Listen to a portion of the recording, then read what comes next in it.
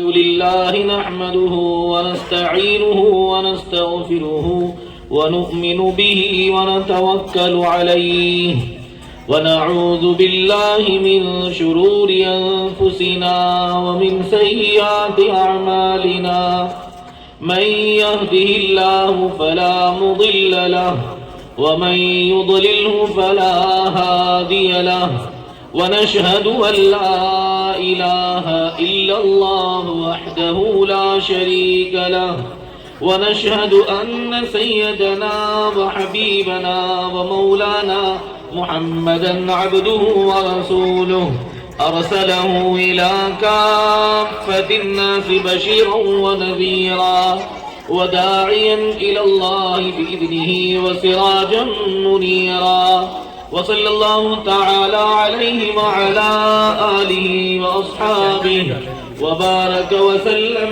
تسليما كثيرا كثيرا أما بعد أعوذ بالله من الشيطان الرجيم بسم الله الرحمن الرحيم فلا أقسم بمواقع النجوم وإنه لقسم لو تعلمون عظيم إنه لقرآن كريم في كتاب مكنون لا يمسه إلا المطهرون تنزيل من رب العالمين أفبهذا الحديث أنتم مدهنون صدق الله العظيم. معزز علماء کرام، محترم دینی بھائیوں، پردہ نشین خواتین، مدرسہ دعوت الحق کے پیارے بچوں، اللہ رب العزت کا بڑا کرم، فضل و انعام اور احسان ہے کہ اس نے ہم سب کو آخری نبی محمد الرسول اللہ صلی اللہ علیہ وسلم کا امتی بنایا۔ جب ہمیں اپنے نبی پر فخر ہے، جب ہمیں اس بات پر خوشی ہے کہ ہم افضل الانبیاء کے امتی ہیں، تو پھر ہمیں نبی کی چاہتوں، نبی کی مرادیں، نبی کی سنتوں پر بھی ہمیں اپنی جان فدا کرنی ہوگی، ورنہ یہ دعویٰ جھوٹ ہوگا۔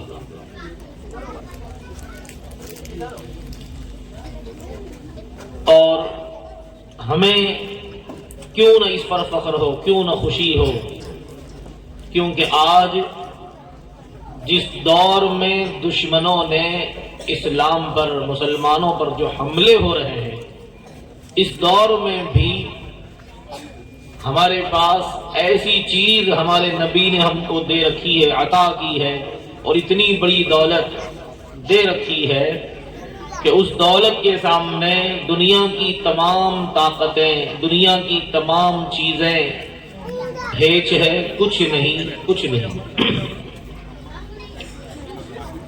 قرآن کریم جو ہے یہ اتنی بڑی دولت ہے، اتنی زبردست طاقتور چیز ہے کہ اگر ہم اس کو مضبوطی سے تھامے رکھیں تو ہمارا دنیا میں کوئی کچھ نہیں بگاڑ سکے گا۔ نہ ہمیں راستے اور گھروں میں پھینکنے والی رائی، لیمبو مرچی، تعویذ پھینکنے والے، کچھ کسی سے کچھ نہیں ہوگا۔ کاش کہ آپ میری بات سمجھ لیں۔ دشمن خود بھی ڈرتا ہے، دشمن جس چیز کو طاقتور سمجھتا ہے، دشمن جس چیز سے خود دھوکے میں ہے، اسی چیز سے ہم کو بھی دھوکے میں ڈال رہا ہے۔ ایک بات کان کھول کر سن لیجئے، فی الحال دجالی تمام طاقتیں، شیاطین، جنات، اللہ کے دشمن، سب لوگ اس بات پر متفق ہو رہے ہیں کہ سب سے بڑی طاقت جنات ہے، شیطان ہے۔ اس کی کوششیں کی جا رہی ہے، اس سے ڈرایا جا رہا ہے، اس کو پھیلایا جا رہا ہے، اور ہمیں ہم جناتوں کو اپنا بھائی سمجھتے ہیں، اللہ کی ایک مخلوق سمجھتے ہیں. جیسے ہم انسان ہیں ایسے وہ جنات ہیں. اللہ نے ہمیں مٹی سے بنایا اور اللہ تعالیٰ نے جناتوں کو آگ سے بنایا. یہ دو مخلوق دنیا میں اللہ تعالیٰ نے ایسی پیدا کی جن کو حساب کتاب دینا پڑے گا، جن کو اللہ کی ہر نعمت کا جواب دینا پڑے گا. شیطان اور رحمان، اللہ رب العزت اور ابلیس کی آخری جنگ ہے. یہ قرآن کریم میں اللہ تعالیٰ نے اپنی ماننے والوں کو، اپنے سے محبت کرنے والوں کو حزب اللہ کہا ہے، اللہ کی پارٹی. حزب کے معنی آتے ہیں جماعت، پارٹی. اور شیاطین کو کہا حزب الشیاطین، طاغوت. طاغوت کا لفظ آپ نے پڑھا ہوگا قرآن کریم میں، تلاوت کرتے ہوئے طاغوت کا لفظ آیا ہوگا. آج لوگ ایک دوسرے سے جل کر حسد کرتے ہوئے کوشش یہ کرتے ہیں کہ کسی کمینے بھوا کے پاس، کسی کمینے جادوگر کے پاس جائیں اور اس سے اپنا مسئلہ حل کرائیں. یہ بات میں اس لیے مجبوراً کہہ رہا ہوں کہ ہماری مسلم خواتین اس میں بہت زیادہ مبتلا ہوتی چلی جا رہی ہے.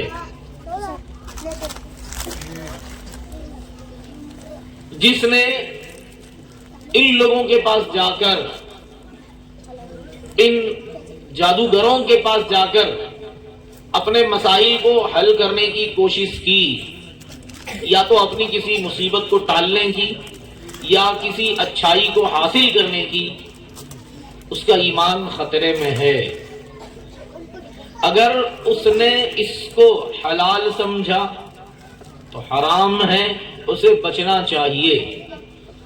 جادوگر کبھی بھی مسلمان نہیں ہو سکتا. کیوں کہ جادو اللہ کو ناراض کر کے ہی لوگ سیکھ سکتے ہیں، اس کے بغیر نہیں. شیاطین کو اللہ تعالیٰ نے اتنی اتھارٹی اور اتنی اجازت تو نہیں کہہ سکتے اپنے کو، لیکن اللہ تعالیٰ نے شیاطین اور جناتوں کو اتنی طاقت اور قدرت دی ہے کہ وہ ہمارے اندر خون کی طرح دوڑے بھاگے چلے پھرے. جیسے جسم میں خون چلتا پھرتا رہتا ہے، ایسے ہی ان کو اللہ نے اتنی طاقت دی ہے، اجازت نہیں دی ہے. جیسے ہم شراب پینا چاہیں تو پی تو سکتے ہیں، طاقت تو ہے، لیکن حرام ہے.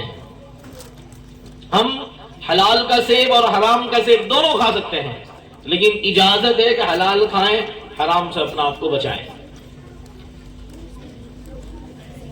شیطان اور انسان کی شروع سے دشمنی ہے.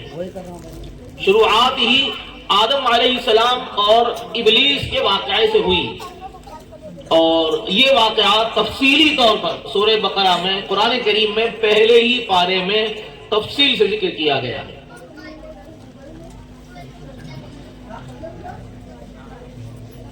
جب اللہ تعالیٰ نے انسانوں کو پیدا کرنا چاہا اور آدم علیہ السلام کو جب پیدا کر دیا، پتلا بنا کر اس میں روح پھینک دی، روح ڈال دی، اور آدم علیہ السلام ایک زندہ انسان کی طرح زندگی ان کے جسم میں سرایت کر گئی. اللہ تعالیٰ نے فرشتوں کو حکم دیا کہ ان کے سامنے سجدہ کریں، تعظیم، عظمت. ابلیس کو بھی حکم تھا. یہ ابلیس شیطانوں میں سب سے زیادہ عبادت گزار اور اللہ کے قریبی لوگوں میں تھا. اس کے دل میں یہ خیال ہوا اور اس نے یہ عقل دوڑائی کہ مجھے تو آگ سے بنایا ہے، آگ اوپر کو اٹھتی ہے، اوپر جاتی ہے، اور مٹی پستی میں رہتی ہے، نیچے دبتی ہے، چپکتی ہے، تو یہ میں زیادہ اچھا ہوں ان کے مقابلے میں. تو ہونا تو یہ چاہیے تھا کہ یہ میرے سامنے سجدہ کرے، نہ کہ میں. اس نے اپنی عقل چلائی، حکم نہیں مانا. کان کھول کر سن لو، عقل جو چلائے گا وہ اللہ تعالیٰ کی نگاہ میں مردود ہوگا.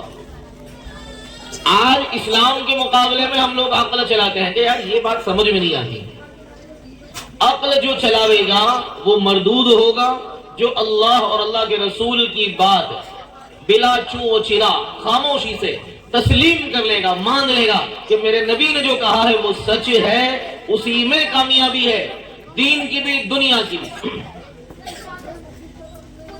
تو وہ شخص جو ہے کامیاب رہے گا، سر بلند رہے گا، باعزت رہے گا۔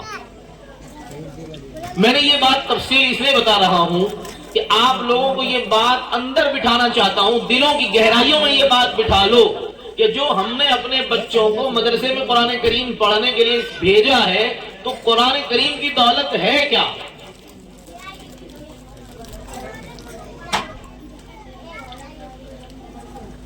شیاطین جو ہے یہ چاہتے ہیں کہ انسان گمراہ ہو جائے۔ اچھا، شیطانوں میں بھی، جناتوں میں بھی اچھے بھی ہیں، برے بھی ہیں، اس میں بھی علماء ہیں، مفتیان کرام ہیں، مشائخ ہیں، سب ہیں، البتہ ان میں نبی نہیں ہے۔ ہاں، ان میں برے زیادہ ہیں، اچھے کم ہیں، اور انسانوں میں اچھے زیادہ ہیں، برے کم ہیں۔ شاید یہ میری بات آپ کو گلے میں کم اترے گا، یار نمازی تو بہت کم ہوتے ہیں، محلہ اتنا بڑا ہے تو انسانوں کے اندر بھی برے زیادہ ہیں۔ اصل میں بروں کی تعداد بڑھتی جا رہی ہے اور یہ قیامت کی نشانیوں میں سے ہے۔ اور اگر اس طرح دیکھا جائے کہ فطرت، اخلاق، عادت، گالی نہ بولنا اور اچھا سلوک کرنا، اس اعتبار سے دیکھیں تو اچھے ابھی بھی زیادہ ہیں اور برے کم ہیں۔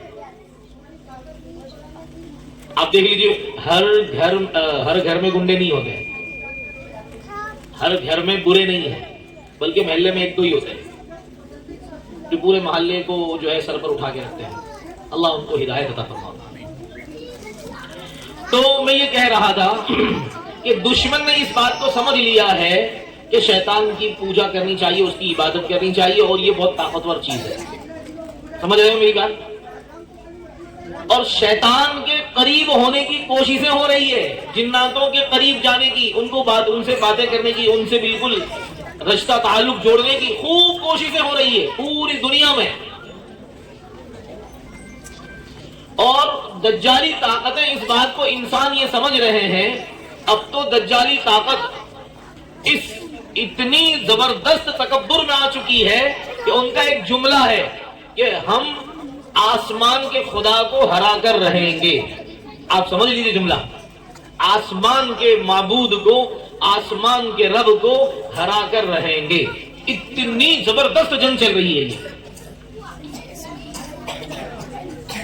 اس لیے ابھی ہمارا جو مقابلہ ہے جس دشمن سے، وہ شیطان کے پجاریوں سے ہے۔ خوب سن لو، ہمارا ابھی جو مقابلہ ہے وہ شیطان کے پجاریوں سے ہے، اور ضرورت ہے اس بات کی کہ ہم شیطان کی ہر بات کو ٹھکرائیں اور رسول اللہ صلی اللہ علیہ وسلم کی ایک ایک سنت کو گلے سے لگائیں۔ رسول اللہ صلی اللہ علیہ وسلم نے جو سنتیں ہمیں دی ہے یہ اتنی پاورفل ہے کہ ان سنتوں کے ساتھ جینے والا ہزار شیطانوں کے درمیان بھی محفوظ رہے گا۔ ہزار تو میں ایک تعداد بول رہا ہوں، ورنہ دنیا بھر کے شیاطین بھی اس کا بال باندھا نہیں کر سکتے۔ ٹیکنالوجی کے غلام، ٹیکنالوجی کے بندے، ٹیکنالوجی کے پجاری، جس ٹیکنالوجی کو ہاں ہی سمجھتے ہیں اور جس کو وہ اپنا سب کچھ سمجھتے ہیں، وہ بھی انشاءاللہ قرآن کریم کے تھامنے والوں کا کچھ نہیں بگاڑ سکیں گے۔ آپ جانتے ہو کہ کہاں اشارہ ہے۔ اس لیے آپ اس بات کو سمجھو، اگر آپ نے اپنی اولاد کو قرآن کریم سکھایا اور قرآن کریم پڑھنے کی اس کو عادت ڈال دی اور وہ روزانہ پابندی سے قرآن کریم پڑھ رہا ہے، تو آپ قسم کھا کر کہہ سکتے ہو کہ میں نے اپنے بیٹے کو ایسی چیز سکھا دی اور ایسی چیز دے دی اور ایسی دولت دے دی جو دنیا کا کوئی باپ اپنی اولاد کو نہیں دے سکتا۔ اور یہ میں ایسے نہیں کہہ رہا ہوں، اب تو ہمارے پاس زبردست عجیب باتیں ہیں۔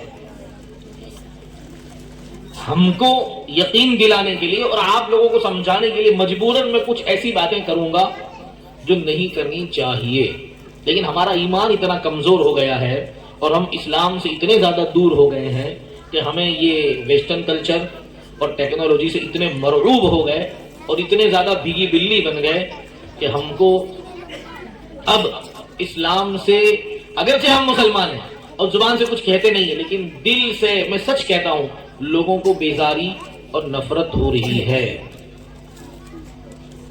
یہ نہیں ہونا چاہیے. رسول اللہ صلی اللہ علیہ وسلم نے اگر ہمیں کوئی بات بتا دی کہ سیدھے ہاتھ سے کھانا چاہیے، وضو اس طرح کرنا ہے، سونا اس طرح ہے، تو ہم دل سے قبول کریں گے کہ ہمارے نبی نے، ہمارے رب نے ہم کو جو راستہ بتایا وہی ہر لائن سے، ہر اعتبار سے بالکل اچھا ہے، بہتر ہے. اس سے اچھا کوئی طریقہ نہیں بتا سکتا. میں آپ کو چند گینے چنے بتاتا ہوں. ابھی پردے پر ایک نعت ہوئی، پردہ سمجھانے کی کتنی کوشش کی جا رہی ہے.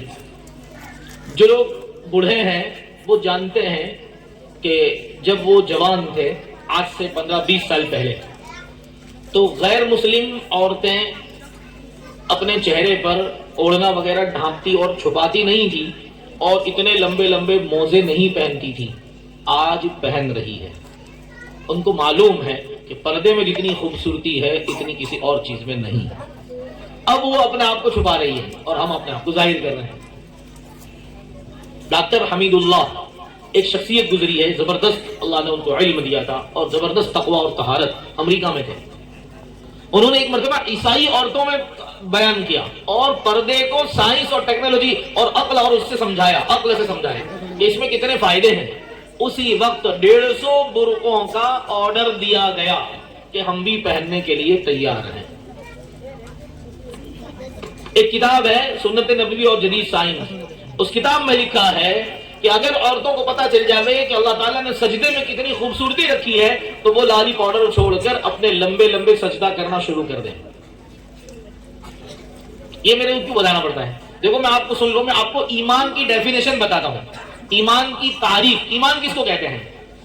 رسول اللہ صلی اللہ علیہ وسلم پر بھروسہ کر کے کوئی بات مان لینا، چاہے وہ بات ہماری عقل میں نہ آوے تب بھی، چاہے ہم نے اپنی آنکھوں سے اسے نہ دیکھا ہو تب بھی، چاہے ہم نے اسے اپنے ہاتھوں سے نہ چھوا ہو تب بھی، چاہے ہم کو کسی اور نے نہ بتایا ہو، نہ خبر کی ہو، ہم کو صرف کسی ایک ہی نے بتایا کہ بھئی یہ حدیث ہے اور یہ شریعت کی مضبوط بات ہے، قرآن کریم کی آیت ہے، تو ہم اس پر ایمان لاویں گے آپ صلی اللہ علیہ وسلم پر بھروسہ کرتے ہوئے.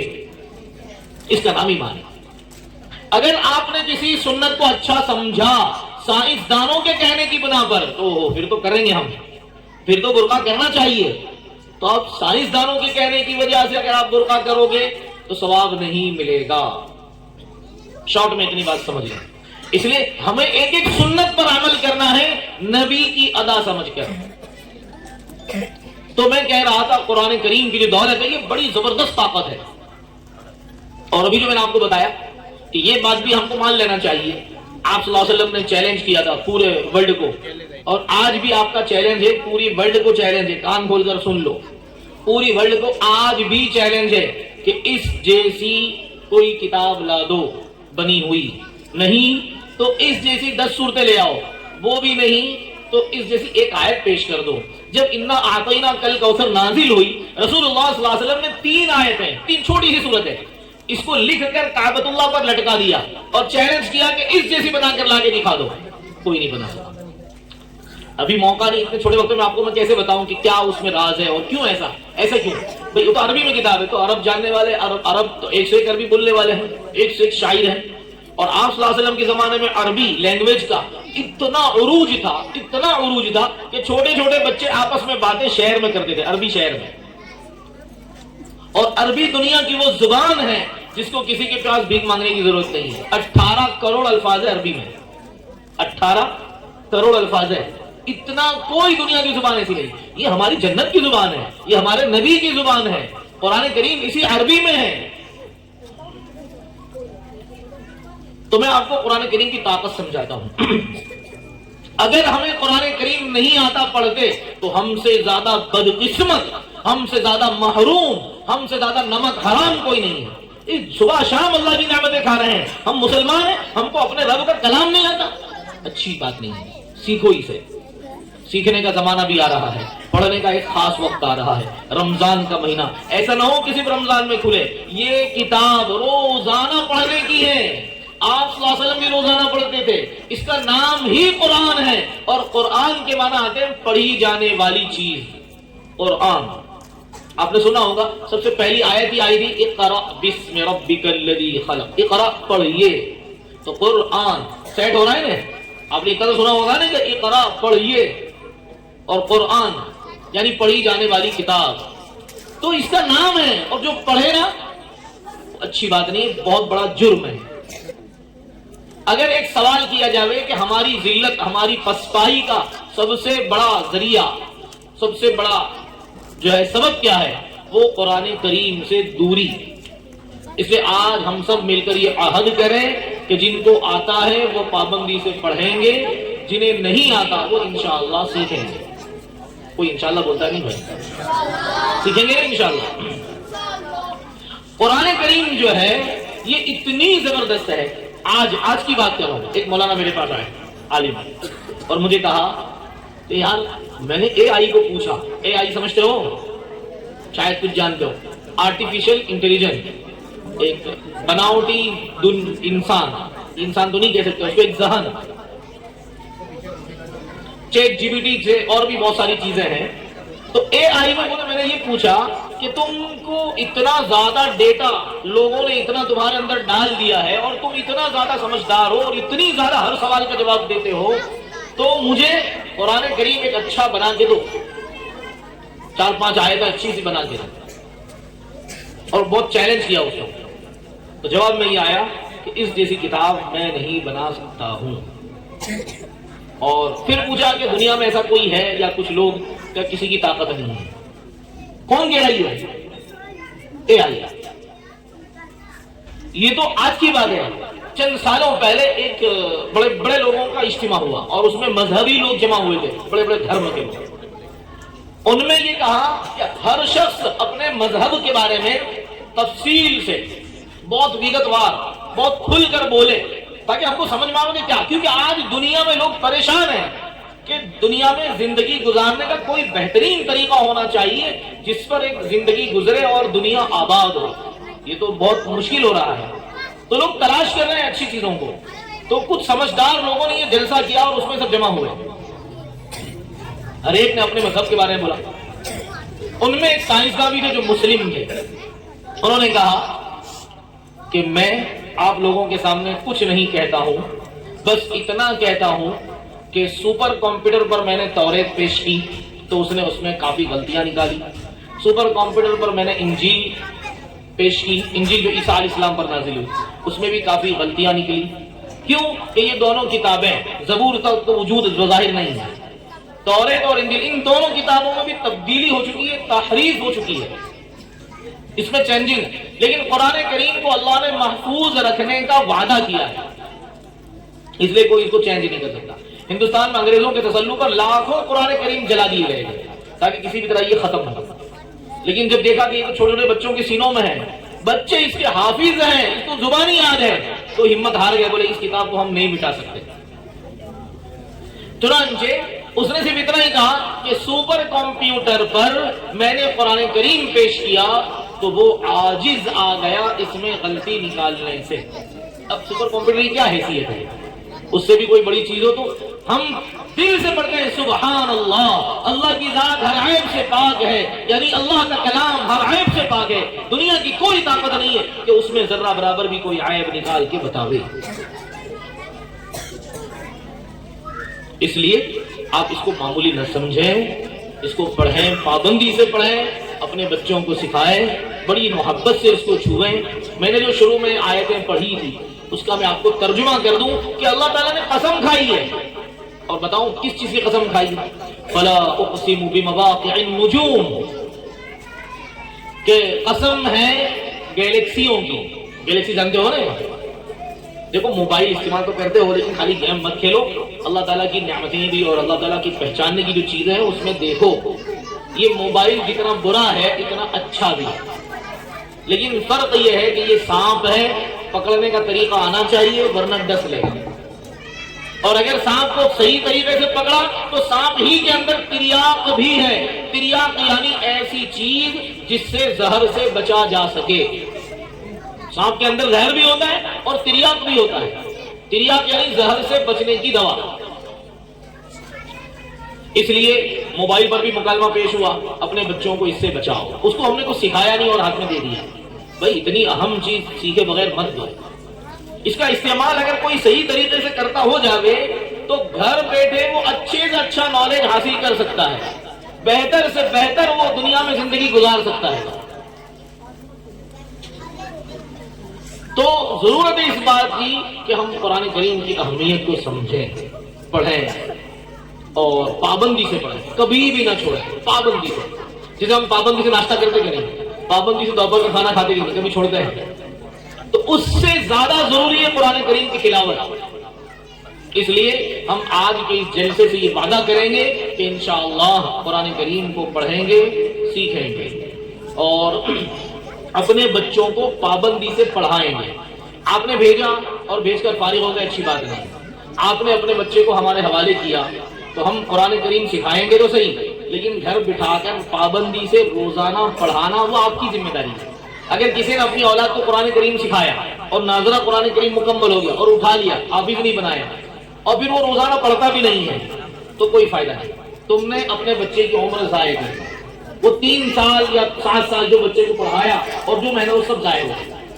آپ اپنے بچے کو پابندی سے قرآن کریم گھر میں بیٹھ کر پڑھاؤ اور ڈیمانڈ کرو کہ بیٹا سبق جب تک قرآن کریم مکمل نہ ہو, جب تک مدرسہ اس کا چل رہا ہے, وہاں تک تو اس کا سبق روزانہ پابندی سے سننا ہے. اور اس کو اس بات کا مکلف کرنا ہے کہ وہ گھر میں 20 منٹ 25 منٹ آدھا گھنٹہ جتنا ہو سکے اس کی طاقت کے مطابق کم از کم 10 منٹ تو ہم ضرور بٹھائیں اور اس کو کہیں کہ بیٹا کچھ دیر میرے رب کا کلام پڑھ کے مجھے سنا, کچھ دیر گھر میں قرآن کریم کی جو تھوڑا آواز سے پڑھ لے, میرا گھر نورانی بن جاوے گا. ماؤں کو چاہیے کہ اگر وہ اپنے گھر کو نورانی بنانا چاہیں تو اپنی اولاد کو گھر میں قرآن کریم ہلکی سی آواز سے پڑھاؤ. اتنی زور سے نہیں کہ بیمار کو, سونے والے کو تکلیف ہو, اتنی آہستہ بھی نہیں کہ کوئی سن نہ سکے. ہم تھوڑی سی آواز سے ضرور پڑھیں گھر میں. ہم قرآن کریم کو پابندی سے انشاءاللہ پڑھیں گے انشاءاللہ.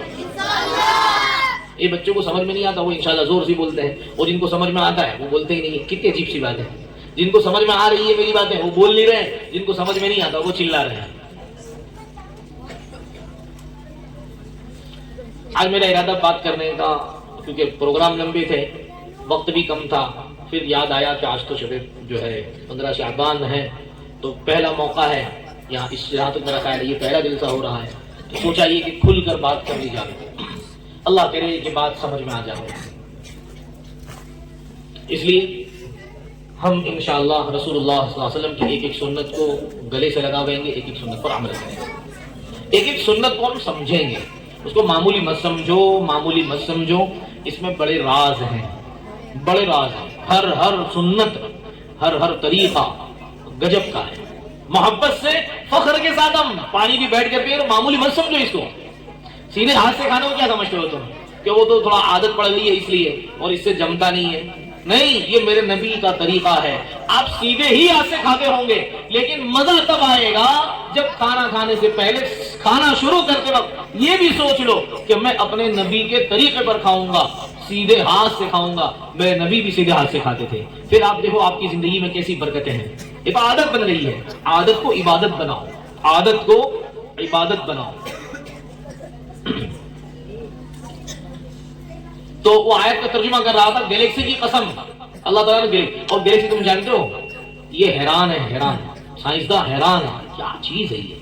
اتنا گھوم رہے ہیں اسپیس میں, اوپر اتنا جا رہے ہیں اور اتنی کوششیں کر رہے ہیں کہ کیا چیز ہے یہ, کیا دنیا ہے. اور ابھی تک ان کو جو مدعا تو آ نہیں سکتا پورا, کیونکہ اتنی زیادہ ہے, اتنی زیادہ گلیکسی اور اتنے ستارے ہیں, سیارے ہیں, اور اتنے اوپر کا عالم اتنا عجب ہے کہ وہ حیران رہ گئے اور وہ وہیں تلاش کر رہے ہیں تو وہیں سے ہمیں کوئی چیز ملے جس سے ہم آسمان کے خدا کو ہرا سکیں. سمجھے ہو؟ ہنسی آ رہی ہے, بے وقوف ہے وہ. ایک ہی اسپیچ میں کہنے والا کہ میں غزہ کو جہنم بنا دوں گا, میرے رب نے اس کے امریکہ کو جہنم بنا کے دکھایا. اس نے ایک اسپیچ میں کہا تھا, ایک ہی اسپیچ میں 7 مرتبہ کہا تھا, ایک ہی بیان میں, اپنے ایک ہی لیکچر میں اس نے 7 مرتبہ کہا تھا. اور اب بھی عقل ٹھکانے نہیں آئی ہے. اس لیے میں آپ حضرات کے سامنے جو قرآن کریم کو سمجھا رہا ہوں، اللہ کے بندو سمجھو، سب سے زیادہ روحانی طاقت ہے یہ. جتنے بھی جادوگر ہمارے سامنے آ جاوے، قرآن کریم کی چند آیتیں کافی ہے. میں یہ قصہ ہمیشہ سناتا ہوں اپنا. میں اگر نبیوں اور اللہ والوں کے ولیوں کے سناؤں تو آپ کہوں گے یار وہ تو ان کی بات دوسری تھی. ہم مکتب میں، ہم مدرسے میں پڑھنے والے چھوٹے بچے، ایک مرتبہ میرا جانا ہوا کیونکہ دریا پور سے لال دروازہ قریب میں ہے. اس وقت لال دروازے میں جادوگر بہت آتے تھے. اب تو ایسے جادوگر بہت کم ملتے ہیں جو چھوٹے چھوٹے پتلے وغیرہ سامنے رکھ کر جادو کرتے تھے اور عجیب عجیب کرتب دکھاتے تھے. زبان کے اندر سوئی چبا دیتے تھے، یہاں سے تلوار ڈال کر یہاں نکالتے تھے، پتہ نہیں کیا سے کیا کرتے تھے. تو ایک مرتبہ تقریباً میں اس وقت 15 سال کا بھی نہیں تھا، ہم 3-4 دوست جمع ہوئے مدرسے والے اور وہاں سورہ فاتحہ وغیرہ پڑھنا شروع کی اور دم کرنا شروع کیا. پڑھتے رہے ہم. اس نے تھوڑی دیر میں یوں کہا کہ بھائی میری یہ روزی ہے، میری روزی پہ لات مت مارو، مسلمانوں کو چاہیے کہ وہ تھوڑا یہاں سے چلے جائیں. سمجھ میں آیا؟ کچھ بات پلے پڑتی ہے، بھیجے شریف میں کچھ بیٹھ رہی ہے بات کہ نہیں آ رہی ہے. بہت چھوٹا تھا، 15 سال کے بھی نہیں تھا. اب کیا ہم نے کیا سمجھ رکھا ہے قرآن کریم میں؟ اس لیے اس کتاب کو محبت سے خوش ہو جاؤ. اکرمہ رضی اللہ عنہ ابو جہل کے بیٹے، لیکن اللہ نے توفیق دی، مومن اسلام لے آئے اور صحابی بنے ہیں. قرآن کریم کھول دیتے ہو کہتے ہاذا کلام ربی، ہاذا کلام ربی، یہ میرے رب کی باتیں ہیں، یہ میرے رب کی باتیں ہیں. اتنے مزے میں آ جاتے کہ بے ہوش ہو جاتے. آپ نے دیکھا ہوگا نشے والے، بیچ میں آ گئی نشے کی بات، میں آپ کو بتا دوں، نشے والے جب ان کو زیادہ پی لیتے ہیں تو پھر وہ گر جاتے ہیں. اب دیکھا نا آپ نے، گر جاتے ہیں. اللہ کی محبت ایسی محبت ہے، اس سے بڑھ کر کوئی نشہ نہیں. اب یہ بات نیا ایک موضوع چل جائے گا کہ نشے میں کیا نقصانات ہیں اور اللہ کی محبت میں اور عشق رسول اللہ صلی اللہ علیہ وسلم کے عشق میں کتنی لذت ہے.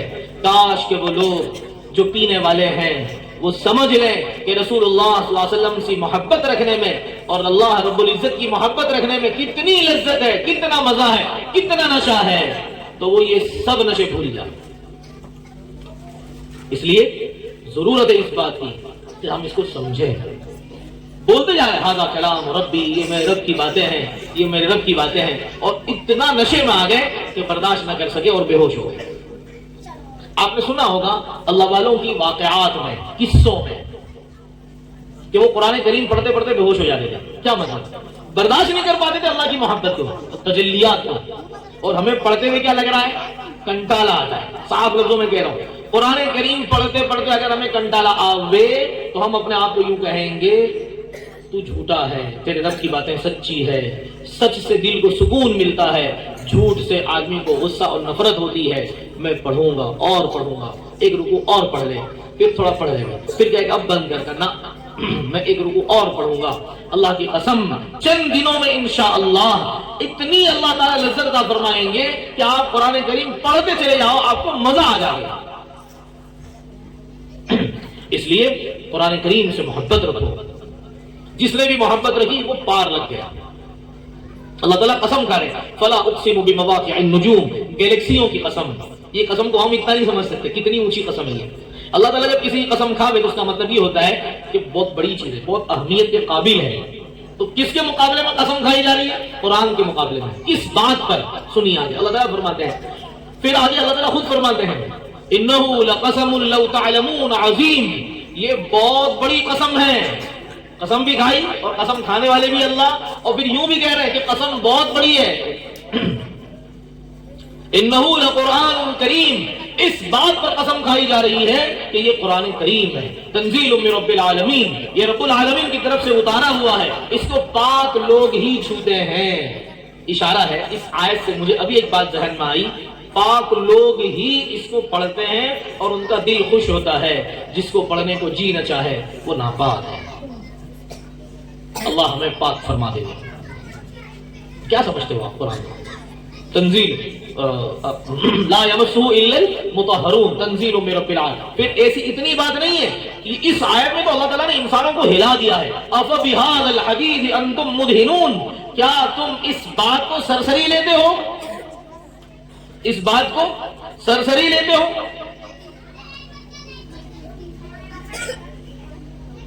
وَتَجْعَلُونَ رِزْقَكُمْ أَنَّكُمْ تُكَذِّبُونَ، جھوٹ کو تم نے ایک مزیدار کھانا سمجھ رکھا ہے، بس جھوٹ بولتے ہی چلے جا رہے ہو اور دل میں بات اتر نہیں رہی ہے۔ اس لیے اللہ کے واسطے قرآن کریم کو پڑھنا ہے، سیکھنا ہے، اس پر عمل کرنا ہے اور اس کی تلاوت پابندی سے کرنی ہے۔ اللہ تعالی ہمارے اس جلسے کو کامیاب فرمائے، اللہ تعالی ہمارے اس مسجد کو اس پوری آبادی کے لیے رحمت، برکت، سلامتی کے عام ہونے اور ہدایت کے عام ہونے کا ذریعہ بنائے۔ اللہ تعالی ہمیں انہی باتوں پر عمل کی توفیق عطا فرمائے۔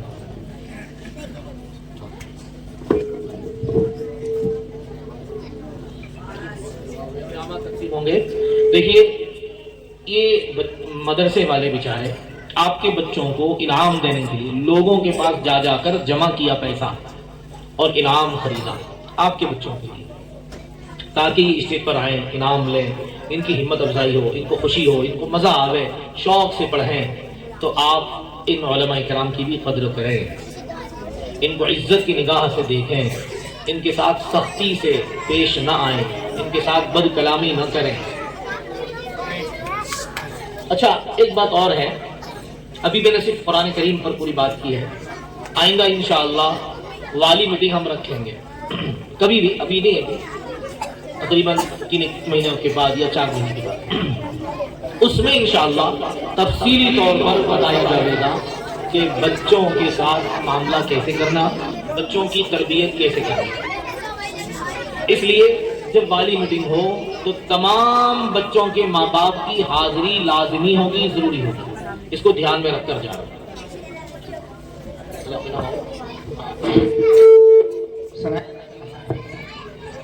پہلا نمبر حاصل کرنے والے کل طلبہ نظام کی تعداد ہے 10۔ ثنایا ظاہر، مبشرہ، مذکر، سمیہ